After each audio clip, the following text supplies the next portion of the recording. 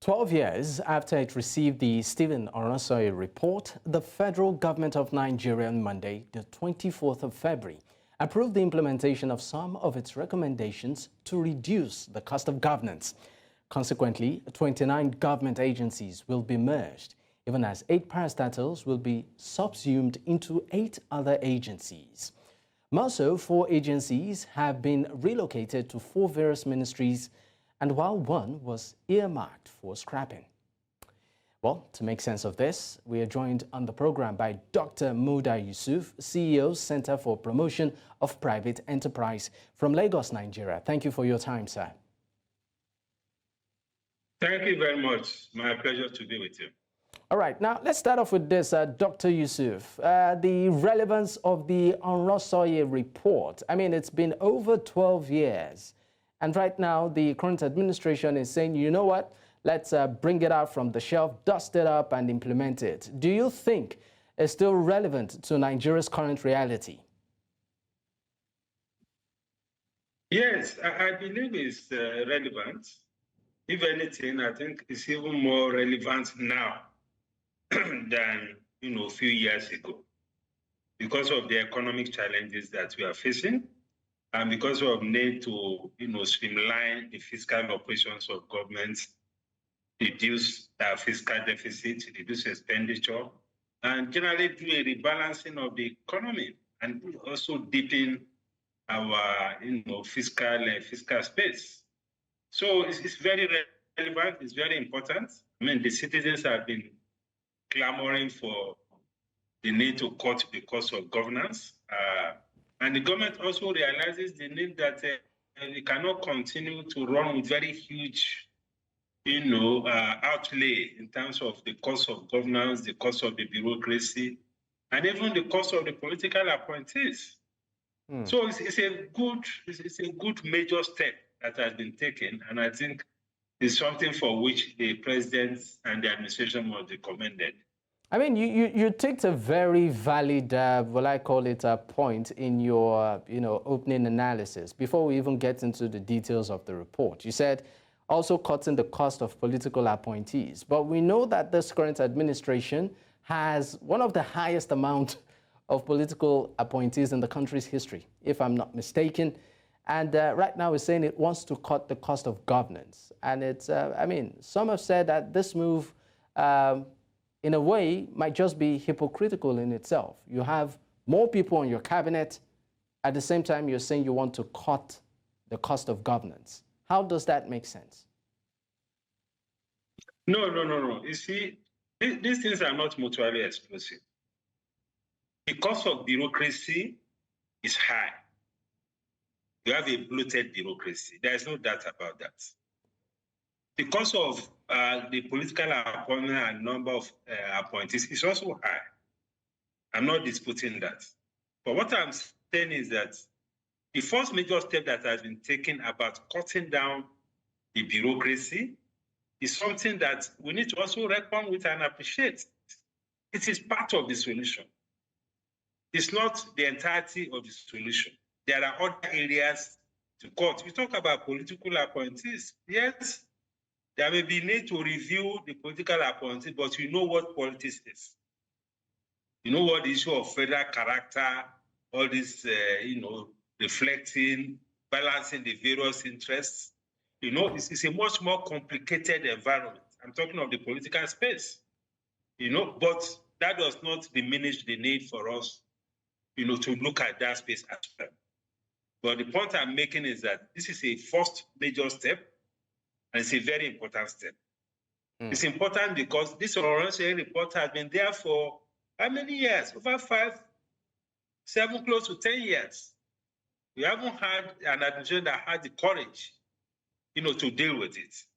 So we must acknowledge that, we must commend that. If there are other things that needs to be done, of course, we have to put it on the table. One of which is the size of the political appointees. We need to look at our procurement processes.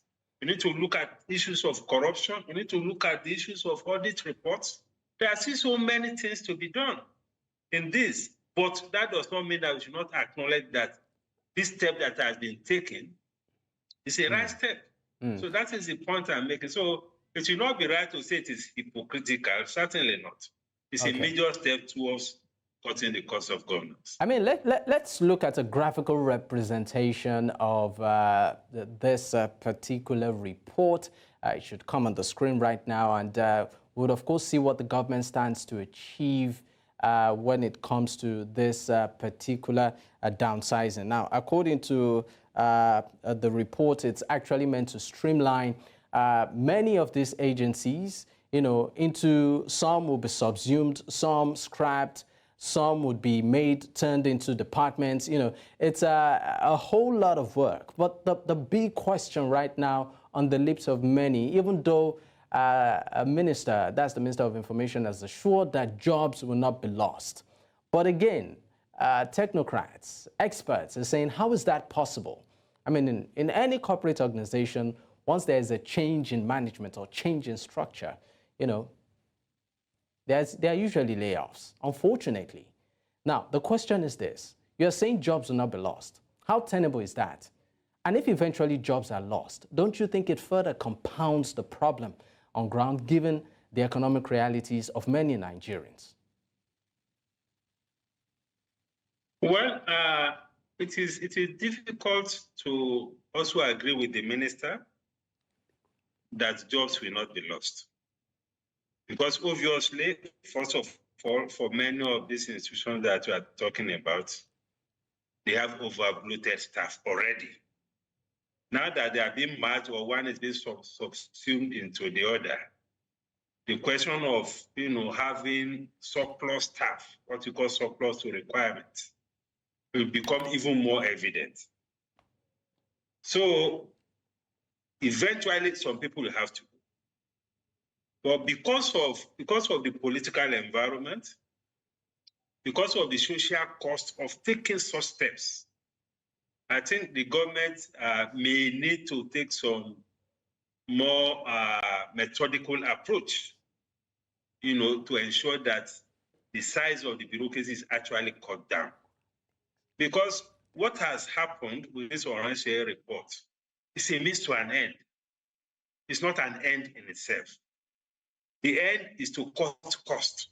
Basically, that is what it is. And if you are cutting costs, there's no way that some personnel will not go. But I think for political reasons, some strategic approach will have to be adopted to see how the cost or the number of staff will have to be reduced. For instance, there could be incentives for people to take early exit. It is done in corporate organizations. If you want to lay off staff, you can give incentives. That's okay. If you want to leave now, these are the incentives we give you. If you have 1, 2, 3, 4 years to retirement, we give you this incentive so that you can leave. And in the meantime, we also freeze further employment or recruitment into such agencies. So there are a number of approaches, you know, that can be adopted to ensure that there is a kind of soft landing for whoever will be asked to leave. I think that for me will be a more realistic thing, because the minister said that in order to reflect the sensibilities, you know, to reflect the fact that the government is also sensitive to the social implications of just laying off staff, especially at a time like this, which is fine. I mean, they have families, they have things to take care of and so on. That is fine. That consideration is important. But even alongside that, there has to be strategies first to ensure that whoever is given the right kind of incentives. Secondly, to encourage people to voluntarily volunteer to leave. Again, that can be incentive-driven. Third, to ensure that there is a freezing of recruitment of employment into the staffs, into the institutions. So these are some of the things, and whoever is leaving, government has to ensure that whatever the entitlements are provided immediately. That assurance has to be given. Because the social aspect of this reform also needs to be taken into consideration. That, for me, I think that is where the minister seems to be coming from, in my own view. All right. One other aspect also, you know, concerning the talks around this is the time frame. I mean, the government gave a 12-week, I call it, implementation process before the final actualization of this particular report. My question is this. How feasible is that time frame given also the, well, I call it bureaucratic structure that we practice in Nigeria? And are we also looking at a situation whereby in the nearest future, we will be seeing a lot of legal crossfires? What am I saying?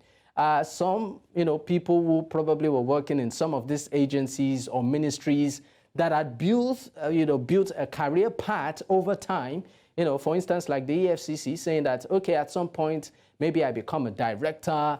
And right now you are saying, you know what, your agency is either scrapped, subsumed, or merged with another agency, and then a different head is on top. Are we looking at a situation whereby maybe such individuals are even let off, jobs, and they go to court to, sue the government on this? So are we seeing a situation in the nearest future where we'll see a lot of legal fireworks concerning this move?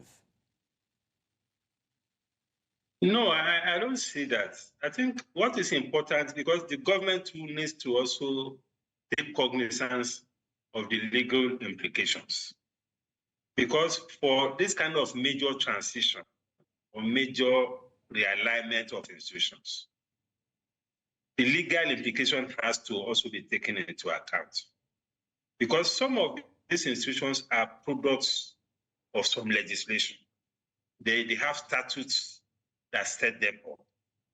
So for you to scrap them or to substitute them into other institutions, those legislations will either need to be amended or need to be scrapped.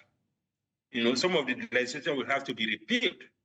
So the government will still have to work with the National Assembly, working with the Attorney General's office to be able to take care of the legal aspects of this process. But what I think the government is talking about is that the steps, the modalities for the mergers or the scrapping or whatever it is, has to commence immediately.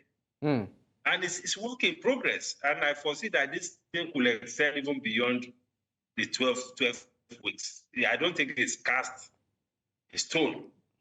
But all the movement, realignment, and reporting lines, that can immediately take place. You don't have to necessarily move from your buildings to another building. You already have an office, but the reporting lines, who should be the head, who should be the directors, the restructuring of the departments, that can happen. That can happen within 12 weeks.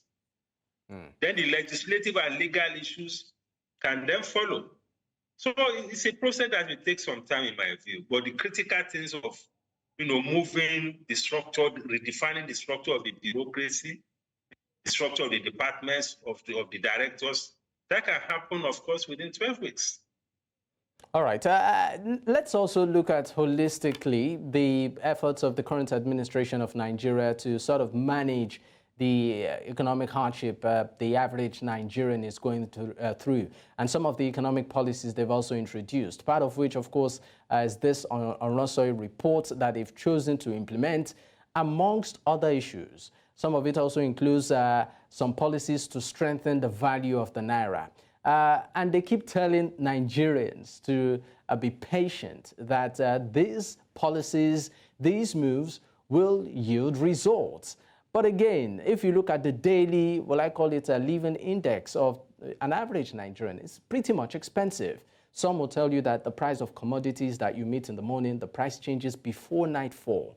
And then the question, which I've asked, many times on several platforms, is how soon will we see this light, at the end of this tunnel? Well, the point to make is that this is a major reform. It's a major policy transition. It's a major steps to correct some very deep and fundamental distortions and structural defects that have been inflicted on the economy. Some of this damage took close to 10 years or more to be done, to be inflicted on both the economy and the country. The administration is less than 1 year. You cannot fix all of these things within 1 year. But I take your point that progressively we must begin to see improvements, which is very important. Yeah, the steps have been taken, there have been some shocks, but we need to begin to see what the government is putting in place to ease the hardship and the pains. That is important. And that is what I think the administration has been struggling to do, in addition to trying to make sure that the economic reforms take proper root, either from the monetary and foreign exchange policy perspective or from the fiscal and some structural perspective. That is ongoing. But what is most important now is to deal with the issue of the social outcomes, the social consequences of the reforms. So it's an emergency, which I think the government also realizes, which is why some of these steps that have been taken have been taken. But whether those steps are going far enough, it's a different matter. Some of those things will have to be reviewed. We need to look at more quick wins, as some, short-term intervention measures that will be very direct, very instantaneous, and very inclusive.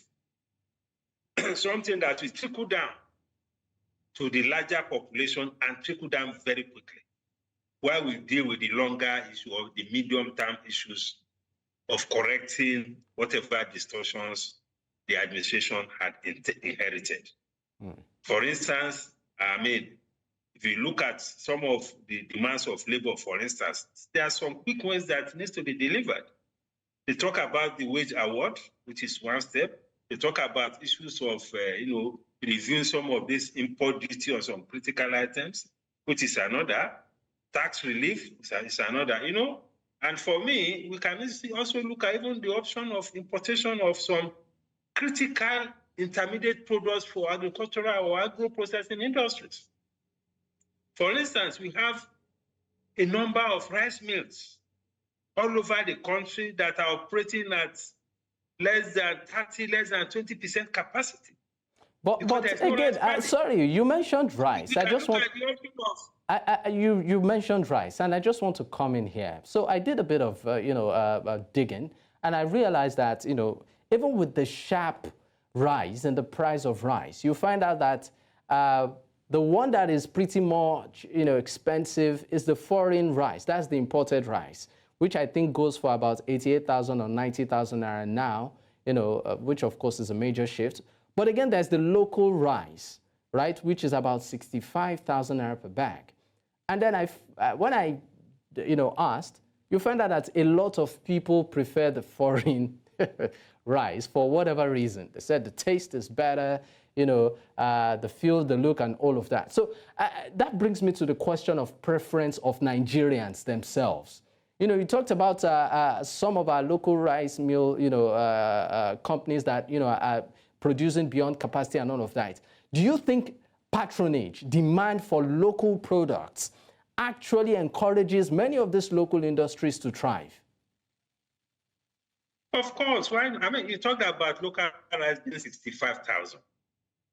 65,000 is not small money. Yeah, but when you ask quite a number of Nigerians, many of them will tell you they prefer the foreign rice, for instance. No. As it is now, people cannot even afford this local rice that you talk about. At 65,000 naira. How much was it a year ago? How much was it 2 years ago? We are talking about something that was selling for maybe 30,000, 35,000. We are talking of 65,000 now. This class of people that we are talking about, they are a minority. Majority of the people are looking for something to keep body and soul together. The 65,000 is too expensive for them. Look at bread. Will you say bread is a foreign food? Look at the cost of bread. Look at cooking oil, palm oil, cooking gas. I'm talking about basic things. So whatever it is, government needs to intervene directly. That is called state intervention, to bring down the cost of these basic things, whether we can do it domestically, whether we need external support or external supplies, we need to deal with it as an emergency. All right. I mean, the local rice we talk about, they can't make. I mean, I talk about all the rice mills all over. Lagos has the biggest rice mill in Africa. They are producing at less than 10% their capacity. Have you seen the Eco rice? I bought it. It was excellent, fantastic rice. All right, Dr. Yusuf. Some of it by Chi and all of that, they also produce locally. How many people can afford them? All right, Dr. Yusuf. So I don't agree with your proposition that people are looking for foreign rice. That is why. No, certainly not. Okay. Well, thank you so much for your, of course, contribution at the program today.